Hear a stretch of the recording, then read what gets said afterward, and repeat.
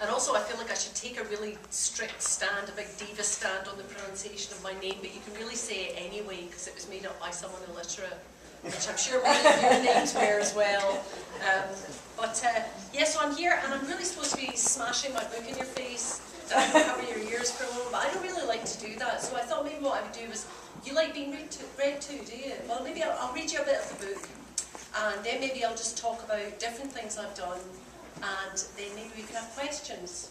You don't strike me as shy at all. Sometimes when you're talking to people, everyone slips your eye, and people are like, I don't want to talk, I just want to listen, but you strike me as people who would probably have lots of questions.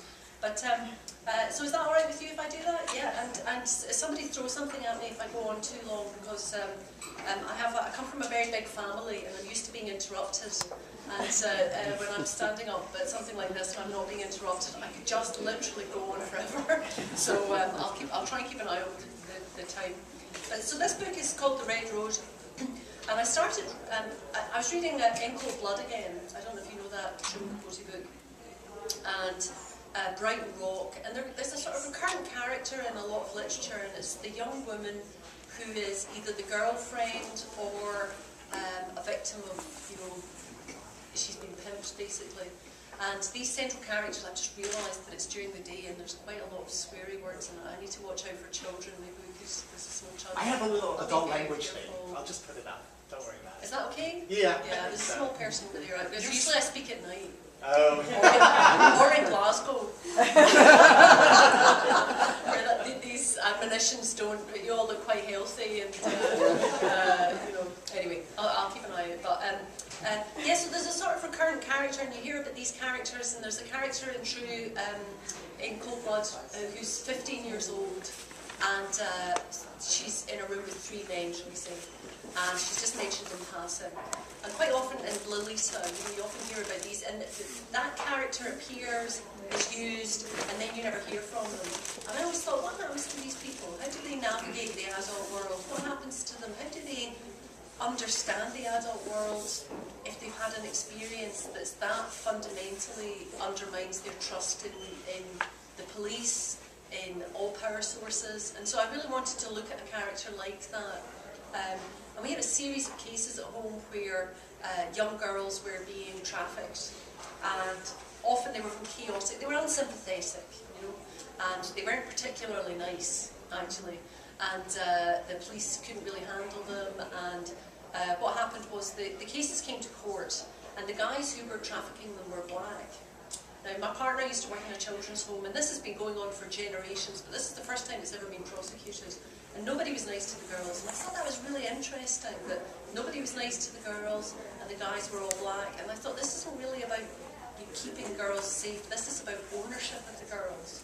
And that was really what I wanted to look at, was because a lot of these kids are very clever, really sharp, they're from chaotic backgrounds, they've already survived lots of chaos, but how do they navigate the adult world? So I wanted to create one of those characters and see her through, and see how she would cope with the world and how she would see the world from her point of view. So you can tell it's going to cheer you up already. and I'm pretty sure there's no swear words in this, so that'll be alright. So I'm just going to read a little bit.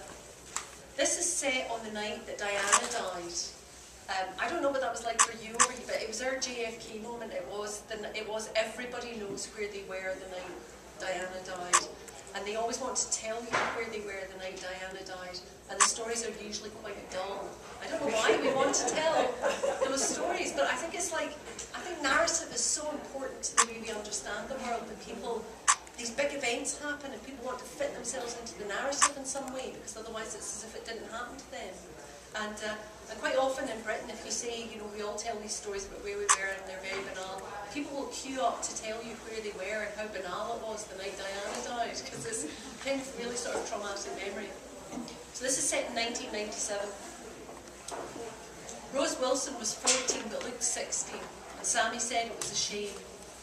She was alone in his car in a dark city centre street of shuttered pubs and clubs. Outside, the soft summer breeze stirred the silt of a Saturday night, lifting paper wrappers, rolling empty cans. And Rose watched a yellow burger box crab scuttle from the mouth of a dark alley and make its way across the pavement to the curb. She was waiting for Sammy to drive her back. It had been a long night, a sore night. 3 parties in different flats. She used to think she was lucky she wasn't freezing on the streets, but she wasn't sure tonight. He was off arranging next week. Lots of dough, he said, with a twinkle in his eye. Rose leaned her head on the window. Sammy was full of it. Polarising. They weren't making a lot of money.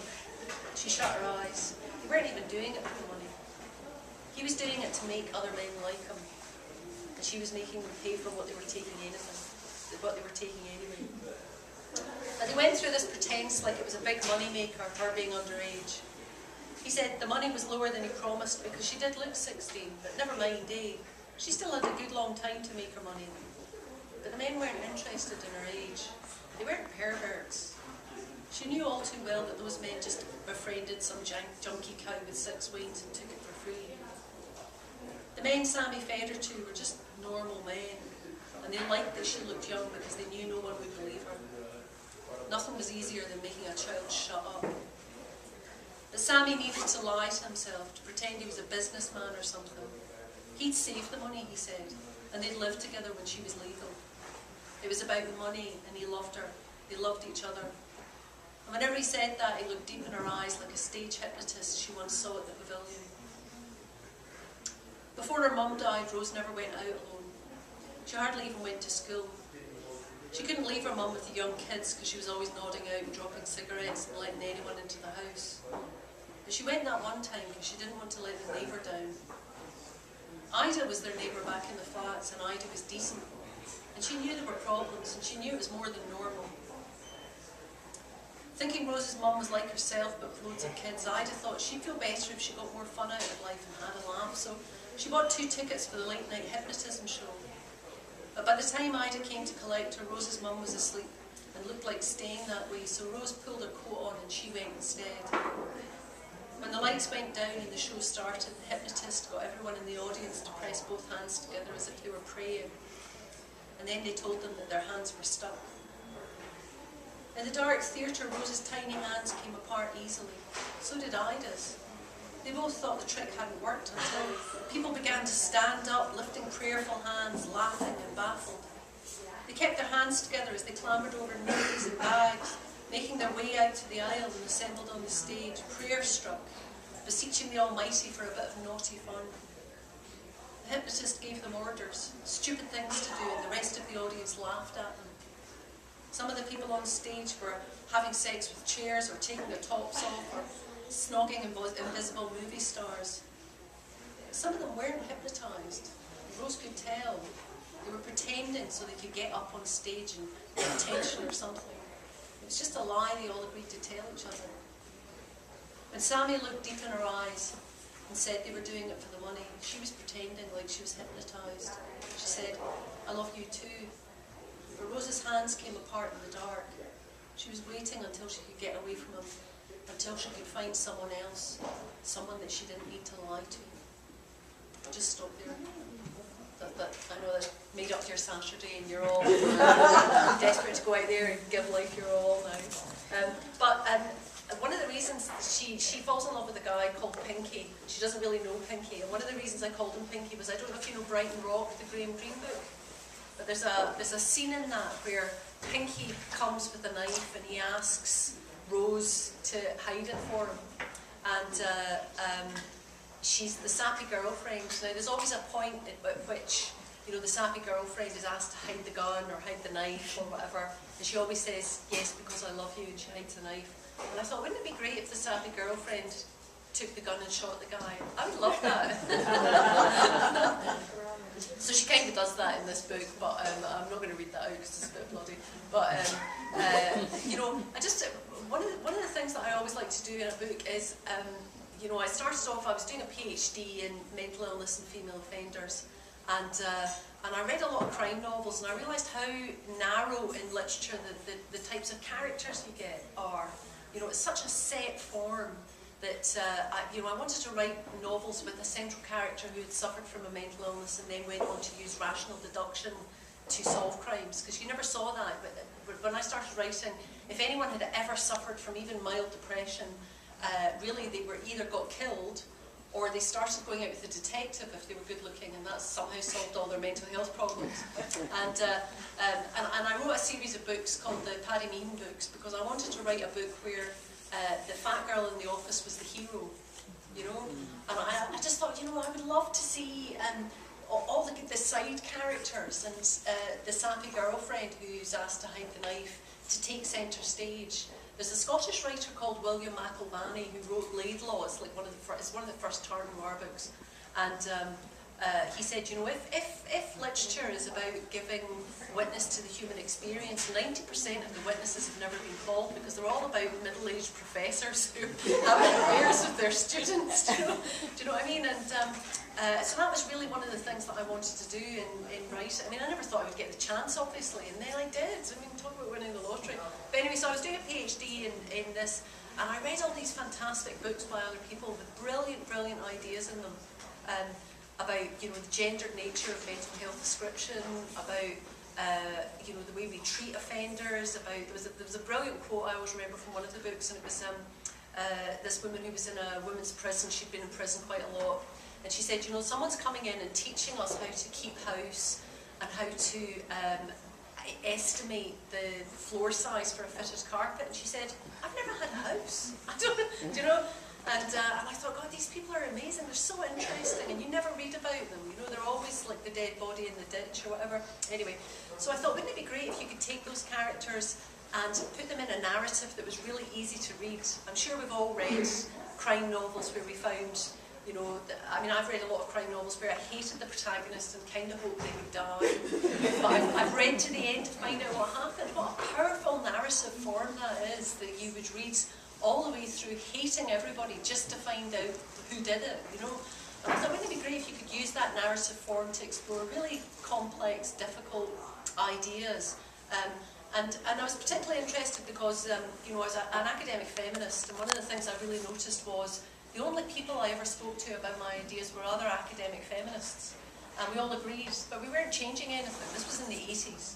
So I wrote a crime novel anyway, called Garnet Hill, where the central character had been in a mental hospital and then a murder happened in her house.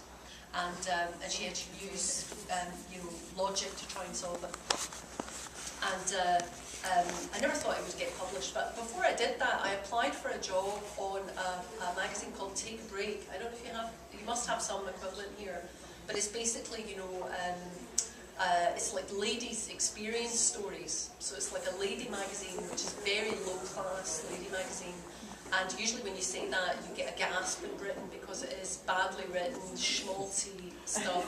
But, you know, I thought, you know, if you really care about this stuff, the best thing you could do is write for something like Take a Break, because it has, you know, 10 times the readership of a paper, a liberal newspaper. This is the people who read Take a Break are the people who need to know that if a man has a history of violence, he will probably hit you. Don't have him in your house. Don't let him near your kids. I know that. Every other academic feminist knows that. But, you know, don't give him a key to your house, because then he has legal rights to your house. And I thought, if you could write these stories and Take a Break, the story usually happens like, quite often it's written as a letter from the heart it's called. It's like Oprah, if Oprah was really drunk and feeling really sentimental, and like it was New Year's Eve and no one came to her party or something. I mean, it really is like, oh God, you know. And a letter from the heart is like, you know, I met him at you know, a disco. He seemed really nice. He had an axe. I invited him home to live with me and my 6 kids. It went wrong. He turned out to be a bad guy. But there was always a missing causal paragraph, and I thought, if you could put that causal paragraph in, like, you know, these are the signs of someone who's going to hit you. These are the signs. This is what to do if someone sexually assaults you. This is what to do if your kid gets sexually assaulted. I thought you could really change the world doing that. Anyway, I didn't even get an interview, so I had to become a literary crime novelist as a backup plan. That was my backup plan.